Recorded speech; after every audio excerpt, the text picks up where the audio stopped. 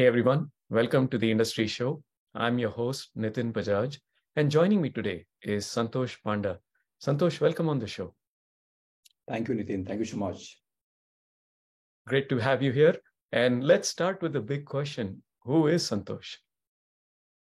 I think that's a tough question to start.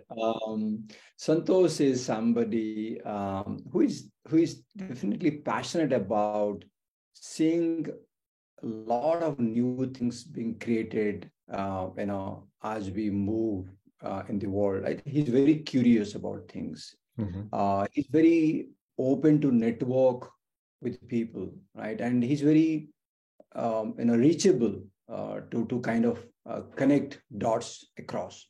I think in that way, those are the three key points of Santosh. Everything else comes around it. Love it. And curiosity is so key. I'm a big proponent of it. And I think it's our curiosity and the choices and decisions we make in life that steer us in the direction we get to. So Totally. as we get to know you better, let's talk about, you've been an entrepreneur for a while. You've traveled around and lived in many different countries. Tell us about foundership. What is the goal? What is the mission? What is the vision? Uh, and most importantly for me, why do this? Yeah, so I think foundership came out of my decades of passion, early on when I started up Explara, which is India's first event ticketing platform way back in 2008. This is Yes. much, much before Angel List came in. And Yes. I was living in London, and the angels there even didn't want to fund, right? And India didn't have angels at that point of time, right?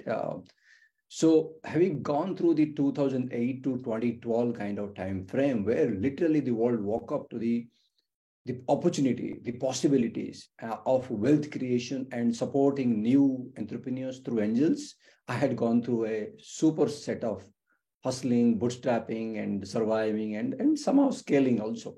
Now that experience and that sort of kind of ability to understand what goes behind a founder's mind Mhm. is what got me to foundership, right? Foundership is absolutely a mission to say when somebody is starting up, it's not funding, it's not your idea, it's the network of people that you're going to be True. surrounded, whether your team members, whether your coaches, whether your partners, and how difficult that path is. What can you do to reduce that, right, in the context? So Founders is a new age Web3 accelerator. We are focusing Web3 only because I see this similar path that people who are starting up now will have the problem statements and opportunities, even challenges, and most likely missing, sort of, I missed it out kind Mm. of thing if they are not being rightly surrounded by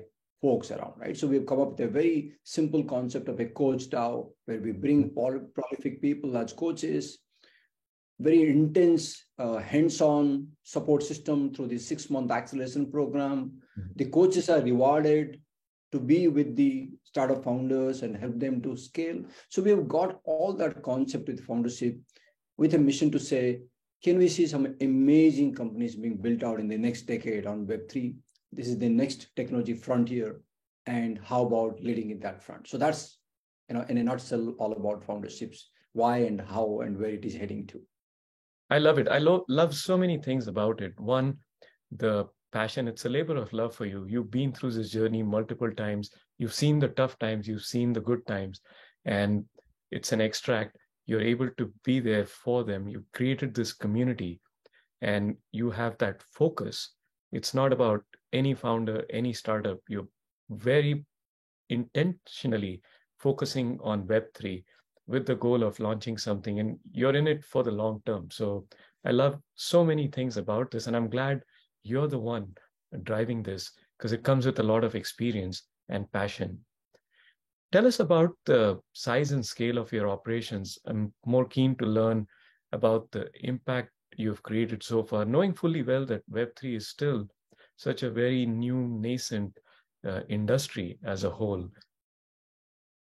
Yeah, so Web3 is definitely new, right? While crypto is only one part of implementation on the blockchain. There is a lot more. It's going across the industries, and it's the next internet, right? Being a lot of protocols and platforms are going to be rewritten.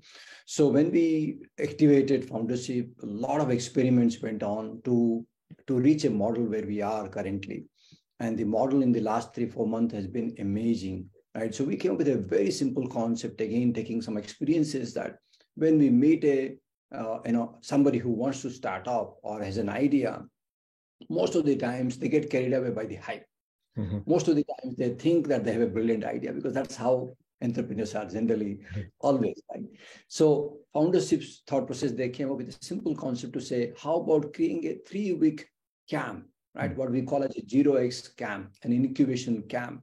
We didn't want to accept or reject somebody just on application process, because application process just doesn't talk about who the person is or who the team member behind it and what's the problem statement in detail. So the 3-week incubation camp that we did, we got 250 applications. Wow. 80% of them came from India and 20% of the rest of the world. And out of that, we went on in that 3-week camp to choose around 55 folks to be invited to the 3-week camp. Each of them were given one-to-one coach for free. No money asked, no equity taken, no token, none of that, right? Wow. No money. But in that 3-week, one-to-one, this is 2 batches came in. So one-to-one coaches, when they sat down with the founders, they could realize, hey, who these guys are, what are they building, how good is their understanding, what challenge did they have. And when the coaches found that this is something amazing, then they waited and said, hey, we would love to bring them to the 6-month camp, which we call as a launch camp acceleration program. And through this, so around 250 applications for the first 2x camp. Now we are doing the third 0x camp where we have 76 applications. So in a way, Web3 is early, but I'm so happy. And I think that this is truly kind of bringing the entire worldwide phenomena of startup creation, value creation, the new world of entrepreneurship is right here, right? While the bear market is right around, people are not stopping to be creative. People are not stopping to take a risk. So the number-wise, we created a large impact in the community by coming out, having 4,000 community members on all sides, founders, builders, marketeers, investors, angels. And then we do every Thursday, we kickstarted a camp called 0x Breakfast. It's just 2 hours. You come and meet people who are building it out there. That we got around 1,000 people RSVPing every Thursday of the first Thursday of the month. That was super, right? It was a great evangelism for people to understand and go beyond the hype. And then the 250 applications that I talked about, then we selected, as of today, we selected 15 startups to be in our first 2 batches of acceleration camp, right? And similarly, we've got capital partners, what we call as funding partners, who like to work with these founders. So this has been, yet to take a big shape, but the first 2 kind of result has been amazing and inspiring equally for us. This is really amazing and promising, right? To be able to create that ecosystem around this and bring so many stakeholders into the fold and make sure that this is a refined system as you're going about this. I really love, again, hats off to you for having that passion and making that investment and bringing the entire community along. Tell me about the challenges and, most importantly, the biggest challenge you're facing as you're corralling all of this essentially in a nascent industry. Yeah, absolutely. There are a lot of challenges, right? The challenges are that because Web3 itself is moving so fast, things are breaking apart. It's an unregulated to a large extent, right? There are certain things which are coming very, very new. Let's talk about soul-based token, right? It's still not implemented, but there is a spec about it. DeFi came in having a lot of challenges, NFT having a lot of challenges. So now in this stage, how do you ensure that you're giving a great, right direction kind of guidance to a founder? Because a lot of times the founders might be right, but the industry scope isn't there, right? So I think the challenge for all of us, the coaches, the coach DAO, what we call us, and on the founder side and on the startup side, is to understand and that this space is moving fast. So don't get cut by that, right? That's one challenge. The second challenge is how do you restrain the founders to say, hey, focus on your proposition and not on the hype cycle. In crypto, you have hype cycle every 1.5 years, right? Every 18 months, 24 months, there is a hype cycle. So the best minds might get diverted with that hype cycle to saying, okay, let me just meet the hype cycle. But then you are done, right? Your lifeline is going to be maybe 18 to 24 months time. That's another challenge, right? How do you get them focused? And the third and the last but not the least is the market is early, right? The customer segment is very few. How do you position yourself to be 80% of that market to come to you? And what way you can bring the web to folks or the natural customers, right? Who doesn't understand about all these nitty-gritty detail about wallets and whatnots, the user experiences, the communication. So there are a lot of challenges because there's no playbook. There's no ready set material that we can see in let's say in a SaaS or in a B2C, right? Those are yet to come, right? So we are absolutely operating at the 0.2, 0.5 stage in the Web3, which is definitely a huge challenge for us to get it right and ensure that we are producing some great quality outcomes here. Again, a huge undertaking, and I can't think of a better person to take it than you. Right. So I'm glad you're doing this. Thank you again. This is spearheading and steering an entire new industry that's going to be humongous. So I'm glad that you're at the cutting edge of this and defining the edge in this case. Flip side, what's the most exciting opportunity that motivates you, drives you, energizes you? Yeah, so the most exciting opportunity is, again, I always say this, right? One of the beautiful things when you become a coach, right? Or when you become a guiding force, right? In terms of being with another entrepreneur, is a different world altogether. And I'm so happy that I've got this opportunity because there are so many different problem statements and founders coming in, right? But then I always say this, that hey, a coach is as good as the founder, right? In any context, let's take the context of India. Rahul Dravid is a great player.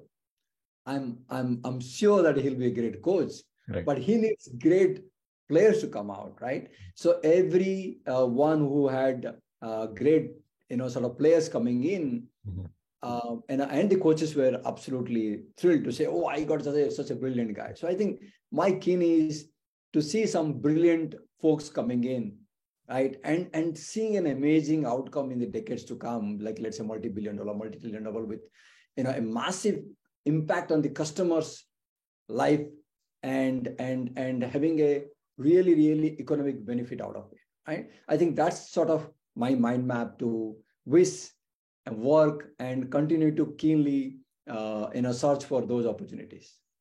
It's not a matter of if, it's a when. So yes, true. I know it'll happen for sure.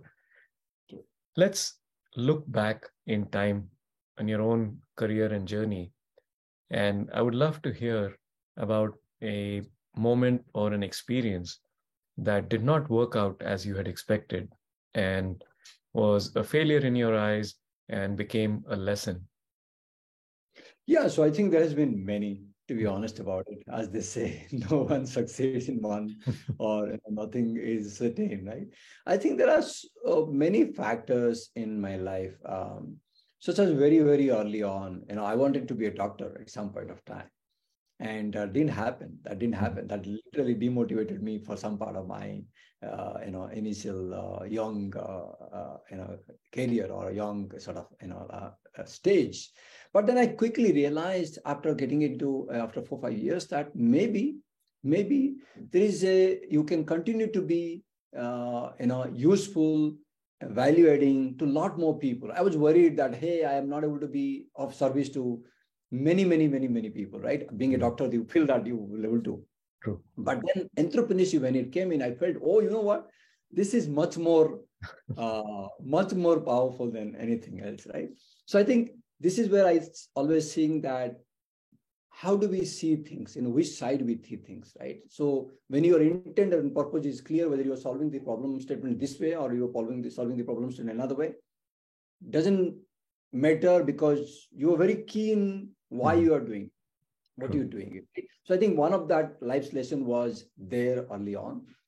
And then in the Explorer days, when I was struggling, things were not happening, but I was not giving up, right? At many times, it would almost came to give it up, but I didn't give it up. And then the business went on scaling. That has again taught me lessons to my own sort of disbelief that, Mhm. hey, you know what, you thought that this is going to be the end, but just because you didn't give it up, look at the opportunity that got created, right? So I felt that the way philosophical sort of thoughts about it, that hey, if you keep on pursuing and keep yourself improving better, and not just better, but equally much more than the Mhm. average, you will always produce better outcomes. True. And things are going to change. We are living in a world where opportunities are going to be always coming in on your way, so you would never stop Mhm. in even if you have a smaller setback. So I think those sort of drawing those lines, setbacks are only in a way teaches us to overcome in a way that they don't come back again. True. It's like a slingshot, right? You have to pull it back for it to go 10x or 100x the speed. Makes Absolutely. sense. Absolutely. Tell us about a moment that blew your expectations, right? You had a certain goal and you blew past it and it became a success beyond your expectations. There has been a couple of them, right? So when I bootstrapped, right, I was not hoping that we will go out to a big number, right? Mhm. Back in 2008 to India, I was not ready, even with payment gateways. Mhm. And I was bootstrapping out of London, having a business in India, right, living there. I thought we will fairly do a couple of events and it'll just go maybe 1 to 10. But in 2011, we grew 600%. Wow. 600% in a single 12 months in 2011, because the market suddenly opened up, Mhm. right? A couple of gateways come in, and it was just the formation of market. That literally blew my mind, saying, oh no, I never thought that's going to be that fastest, right? So between 8 starting and 11, in that I said, okay, we'll go 10%, Mhm. 15% here on, maybe here, maybe 50%, that's it. But that took off. I, and that was a defining moment for me to say, there is a huge market here. Let's stick to the customer side of it, continue to be focusing on that. So that was one of the sort of result that came in. And in the last 3-4 months, to be honest about it, coming to the Web3 ecosystem, we all know there's a beer market. Mhm. I thought maybe we'll get 30, 40 applications, Mhm. maybe 50 applications. When we got 250, I was like equally blown away. And then similarly now, when we are going through 0xCam3 Mhm. to identify the applications, when my co-founder Bimlesh said, hey, we have 76, I was like, what? 76? So I think I'm surprised. And I think we all are equally. And I'm sure you must be seeing all these numbers. Mhm. I think we are in that stage of the world where a lot more people are adapting to new technologies, solutions, ideas, Mhm. philosophies to make their life better. I think that single thing is producing wealth creations, new idea creations. I think we are all getting benefited. I'm sure those two things has helped me a lot in if I just draw out of my 12 to 15 years of sort of thoughts to pick two ideas there. What you said is true. People are gravitating towards something that helps make their life better. But I also believe that it's what you're creating, the value you create is what attracts them to you instead of so many other options, right? So you're too humble, too kind to, you know, give the credit to others and circumstances around you. But I think you should take the credit of having done the hard work, the heavy lifting to create that value in the first place. So again, kudos to you for having done that. Thank you. Let's segue into the one line life lessons, which is my favorite part of the show. I would love for you to share a few of your life lessons with us. Yeah, so life lessons are many, right? In a way, we all cherish them, right? But I think one of my life lesson is that nothing, nothing beats serendipity, Yes. right? I've been, I would say I'm a God's child because of serendipity, Yes. right? And so my life lesson is that uh, whenever you get to meet somebody new, right? Mm-hmm. Look, we just met, right? Yeah. Over couple, right? I Mm-hmm. believe that when you meet somebody, that's your way of, kind of to reach a new world, Mm-hmm. right? To find out a new idea. So I always believe that the best thing in life is going to happen when there is a serendipity, True. right? When everything that is going to come to your way. So my life lesson is going to be around serendipity. That's one part of it. But if there are more life lessons, I would say being true to your roots, Mm-hmm. right? True of who you are, makes a heaven loads of impact, Yes. right? You may be going through struggle, you may be going through challenges, you may be succeeding, but if you're sticking to your roots, you're sticking to your values, you're sticking to who you are and not trying to quote it, Mm-hmm. you will never fail. You will never be unhappy, right? You would be always feeling that I am for what I am, Yes. right? So I would put these two things as my sort of core life lessons, which always guides me even today, of things that gets unfolded day on day. Very profound and very deep. And I 100% agree with you. Serendipity has been my guiding force, and I've I've just followed along. But Santosh, I really appreciate you sharing your journey, your story.